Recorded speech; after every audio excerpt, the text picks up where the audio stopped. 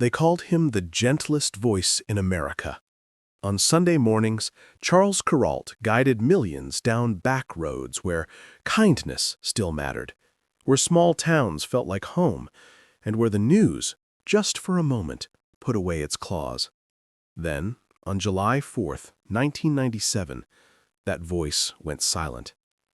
At the funeral, amid the eulogies and TV lights, a woman stepped forward with a letter, a few quiet lines, and the image of America's most trusted storyteller shattered. For nearly 3 decades, while New York saw a devoted husband and a tireless journalist, the mountains of the American West hid a second life. Land bought far from the network's cameras, a cabin wintered by another hearth, holidays whispered in different rooms, phone calls that always found their way through the night. Money moved, promises accumulated, and letters, tender, practical, unmistakable, spelled out a future meant to remain in the shadows. How does a man who made a career of seeing what the highways miss manage to keep the most important detour of his own life invisible? How does the champion of ordinary truth build a private mythology so carefully that even those closest to him couldn't read the map? This is not a tabloid tale.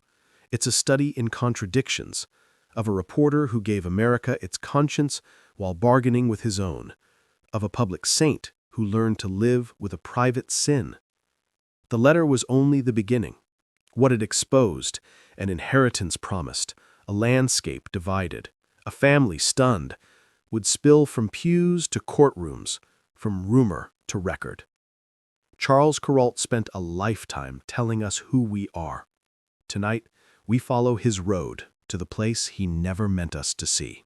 Charles Kuralt was born on September 10, 1934, in Wilmington, North Carolina, but his life began far from any sense of luxury.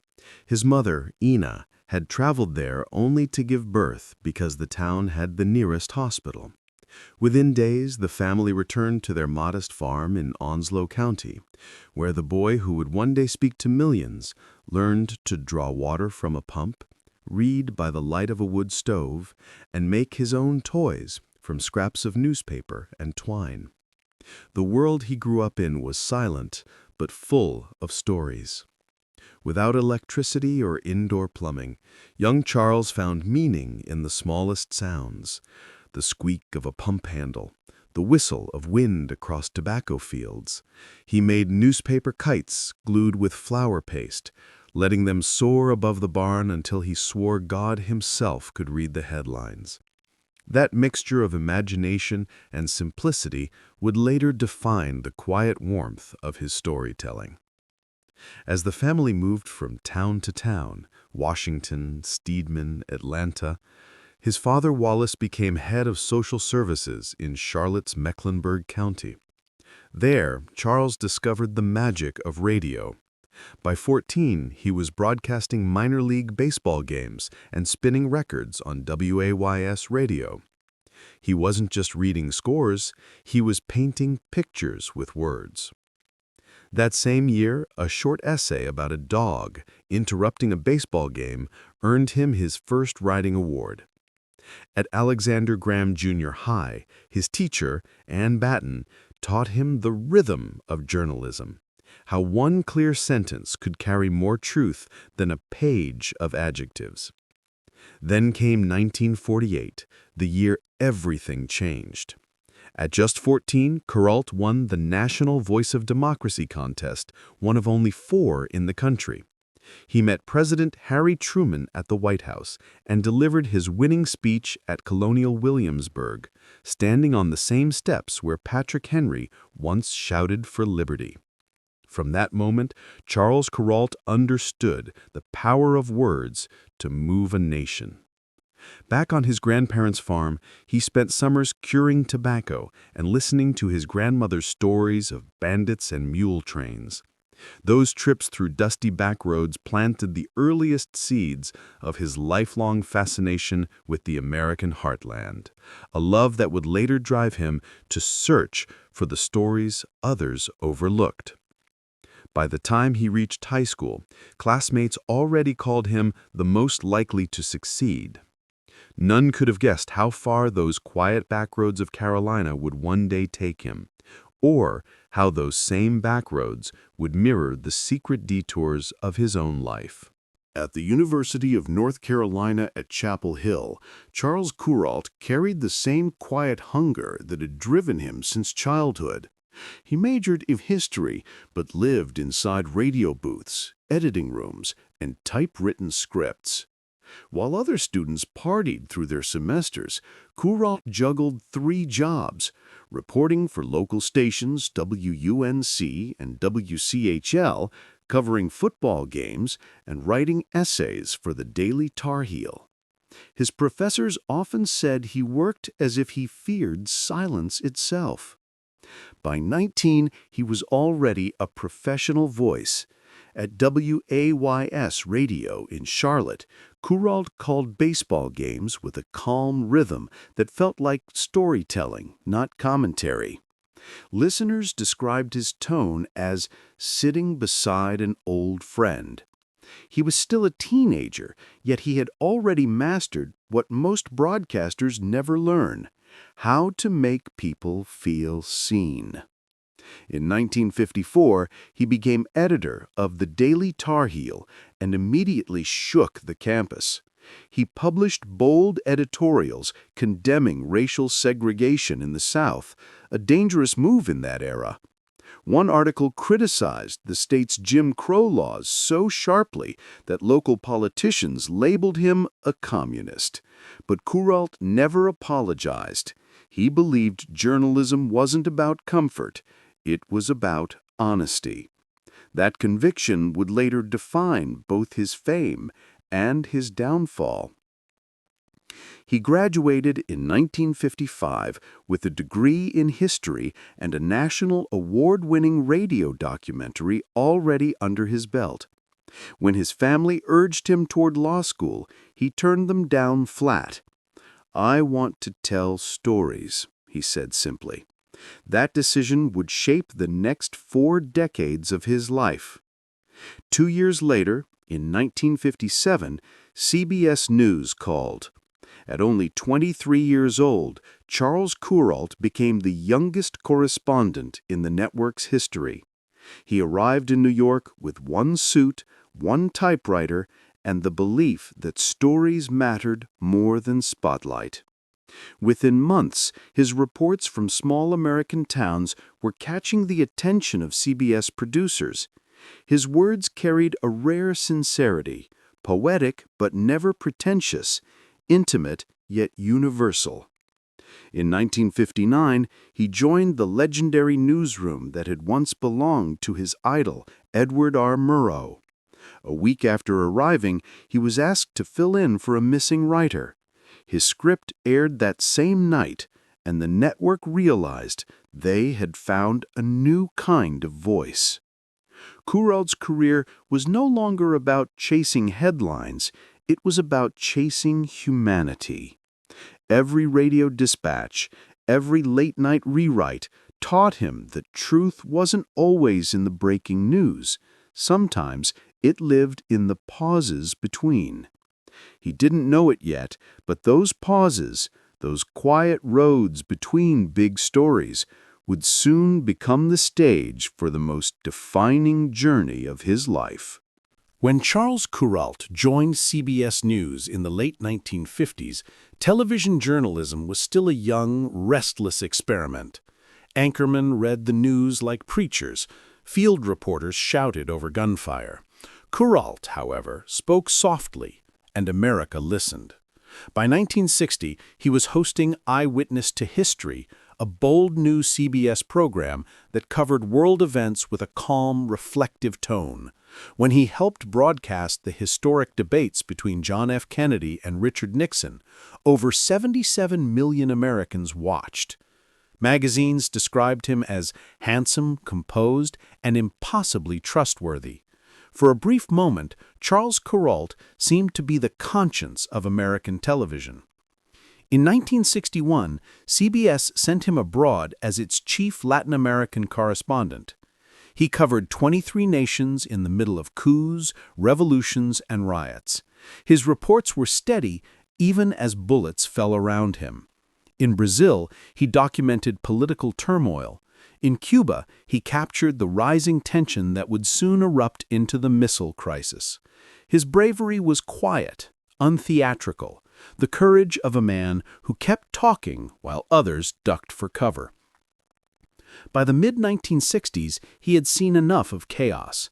He had walked through jungles in Vietnam, marched beside protesters in Selma, and filmed death more times than he could count.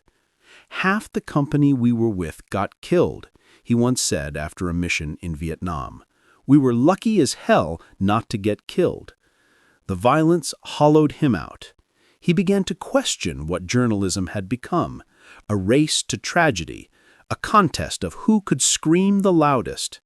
Then came 1967, the year that changed everything. Kuralt walked into his editor's office and proposed something radical. No more war zones, no more deadlines. "How about no assignments at all?" he said. "How about 3 months just driving across America to see what I could see?" CBS hesitated, but one executive took a chance. And so began On the Road, a modest experiment that would redefine television storytelling. With cameraman Isidore Bleckman, Kuralt set out in a battered motorhome, living on peanut butter, soda, and roadside air. Every morning, they picked a town 100 miles away, drove there, and looked for something worth telling. On October 27, 1967, the first On the Road segment aired, a visit to a Vermont couple who made maple syrup by hand.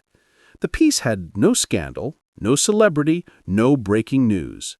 Just the warmth of two people doing what they loved. Viewers fell silent, then fell in love. In the following years, Kuralt and his crew logged over 1 million miles, 6 motorhomes, and 500 stories from every corner of America. He talked to bricklayers, rodeo riders, and school teachers who had never left their towns. Each story was a small hymn to decency, a reminder that the country was more than its headlines. By the early 1970s, On the Road had become a cultural phenomenon. Time magazine called it 2-minute ceasefires in a world of violence.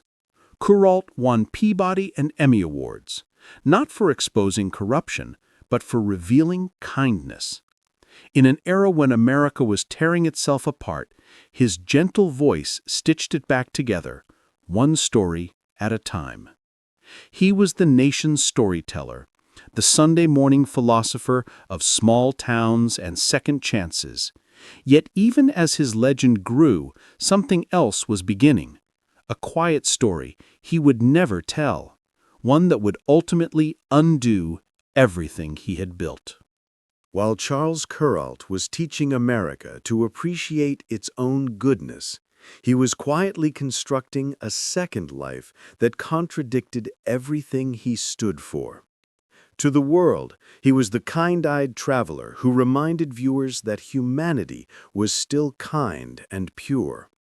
To those closest to him, he was a man of quiet absences, disappearing for weeks on assignment, unreachable by phone, his itinerary a mystery even to CBS.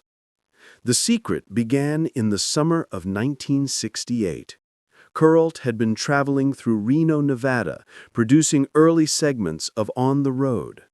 There he met Patricia Shannon, a divorced mother of 3, known in her community for her volunteer work and unpretentious grace. What started as a chance meeting, a journalist's dinner invitation, a few hours of conversation, became the beginning of a hidden devotion that would last 29 years. He bought her flowers, he wrote her letters, and within a year he was sending her money, not token gestures of affection, but checks large enough to buy freedom, tuition for her children, funds for a small business, payments that would eventually total over $600,000, equivalent to more than $4 million today. He signed his letters Pop, called her children his own, and promised a life they could never fully share.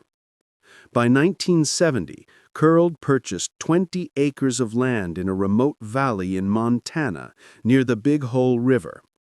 To his wife, Suzanne Petey Baird, it was simply a fishing spot, a quiet retreat from the noise of television. In truth, it was the beginning of another home. There, with Patricia, he built a cabin where they spent every September, fishing, cooking, and pretending the rest of the world didn't exist. Kuralt's schedule made the deception possible. On the road required him to vanish for months at a time, driving thousands of miles through empty highways. No one questioned where he slept.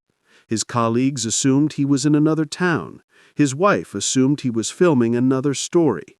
In reality, many of those long absences ended not in the Midwest, but in Montana, in the warmth of a home that no one at CBS even knew existed.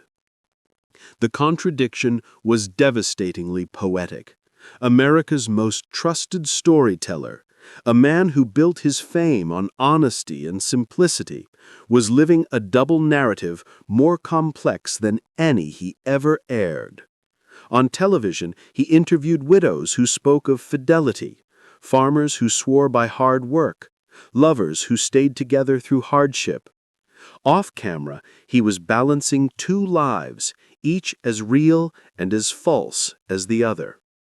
Through the 1970s and 1980s, his devotion to Patricia deepened. He bought her another home, this time a $50,000 cottage in Ireland, a quiet escape for writing, he said. He celebrated holidays with her children, sent them to college, and called every night, no matter where in the world he was broadcasting from. Kuralt's moral world split in two: the journalist who gave America hope and the man who lied to preserve it. The public saw a saint of sincerity. The private man was drowning in contradiction. And as the decades passed, the walls between those worlds began to crack. Every letter he wrote, every check he sent, every September trip to Montana was another stone in the secret monument he was building, one that would outlive him, one that would destroy everything he had worked for once it was found. By the mid-1990s, Charles Kuralt's health was failing. Years of restless travel, long studio hours, and sleepless nights spent between two worlds had worn down the body that once carried America's stories. He was only in his early 60s, but lupus, a cruel, relentless disease, had begun to take him apart. The man who had driven 1,000,000 miles could barely walk from his bed to the window. As his condition worsened, the double life he had guarded so carefully began to unravel in his own hands. In April 1997, just weeks before he was hospitalized, Kuralt secretly gave Patricia Shannon $80,000, telling her to buy the 20 acres next to ours. He said it was for her security, but they both understood what it meant. He wanted her to have the land, to keep the dream alive even if he couldn't. Then in June, lying in a New York hospital bed, he wrote his final letter. The handwriting was shaky, but the words were unmistakable. "I'll have the lawyer visit the hospital to be sure you inherit the rest of the place in Montana, if it comes to that." 16 days later, on July 4, 1997, Charles Kuralt died. The nation mourned. CBS aired tributes filled with soft banjo music and golden images of backroads and barns. Presidents, journalists, and ordinary viewers called him the heart of America. His wife, Petey, accepted condolences from strangers who felt they had lost a friend. None of them had any idea what was about to surface. At the funeral, among the mourners, Patricia Shannon arrived holding that very letter. It was the key to everything: the Montana land, the hidden years, the money, the truth. When the letter was read, silence fell. Petey was shattered. For 35 years, she had believed her husband's absences were noble. Now she realized they had been lies. What followed was not a scandal of headlines, but of courts. Shannon claimed the Montana property had been promised to her. Kuralt's legal heirs, his wife and daughters, contested it. The fight climbed all the way to the Montana Supreme Court. Letters, poems, and canceled checks became evidence. One Christmas poem written by Kuralt himself ended with the word, "My life." The judges ruled in Shannon's favor. In the end, the man who had spent his career honoring small decencies left behind only heartbreak. His daughters lost the land their father loved most. His wife lost the truth she thought she'd known. His public image, the embodiment of honesty and gentleness, was gone forever. The storyteller who gave America hope died with his own story split in two. One celebrated on television, the other buried under Montana snow. The story of Charles Kuralt ends not with applause, but with contradiction. A man celebrated for truth who spent a lifetime hiding his own. For decades, he embodied the American ideal, humble, honest, and deeply human.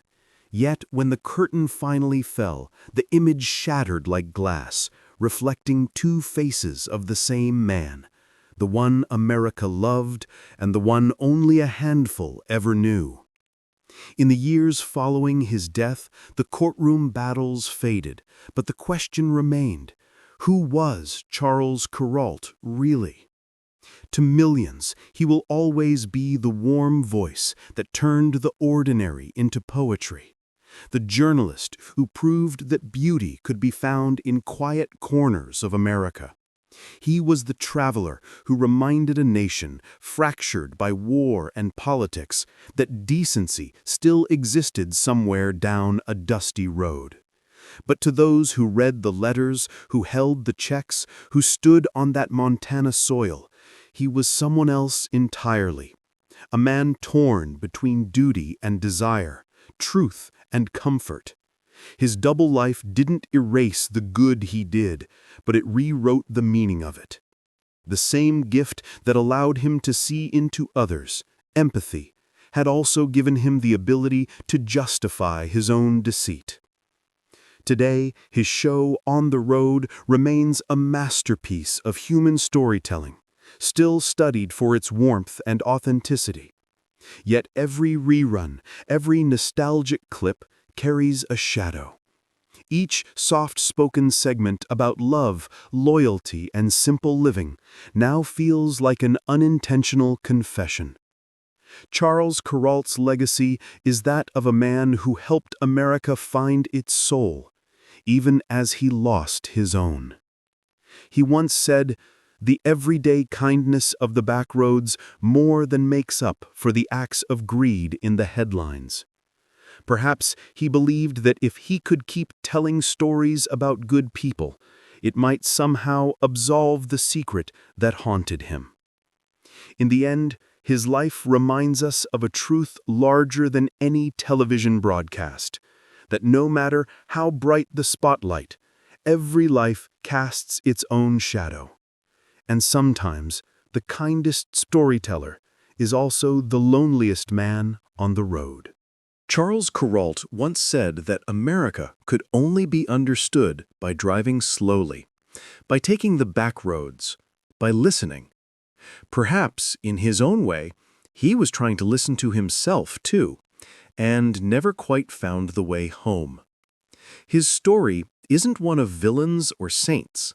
It's one of a man who gave everything to help the world see beauty, yet couldn't face the truth of his own reflection. The secret life he hid in the valleys of Montana wasn't just a betrayal of love. It was the echo of a loneliness that success could never quiet. As the camera fades, we're left with a question that lingers beyond his grave. Can a man be both sincere and deceptive? Can someone who showed us the best of humanity still be forgiven for hiding the worst of himself? Maybe the answer lies in the road he loved so much. Long, winding, and full of contradictions. Because somewhere between truth and tenderness, Charles Kuralt reminded us that perfection was never the point. Humanity was. If you've stayed with us till now, tell us what you think in the comments. Was Charles Kuralt a hypocrite, or simply a man who couldn't live up to his own stories? And if you believe that behind every legend lies a shadow worth exploring, then don't forget to like, share, and subscribe. Because on Beyond the Red Carpet, we don't just tell stories, we uncover the ones they tried to hide.